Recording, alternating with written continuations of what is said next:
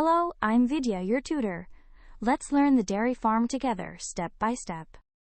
At the dairy farm, we practice multiplication and division through everyday problems, liters of milk, sharing, and packing.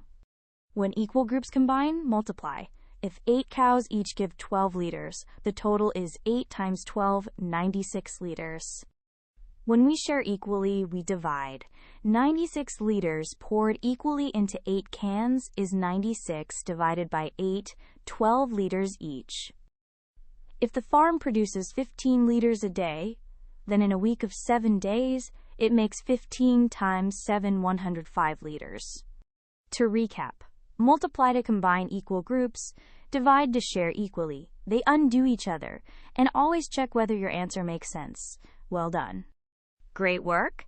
Keep learning with Vidya and visit CBSETest.com for free lessons, worked examples, and practice tests.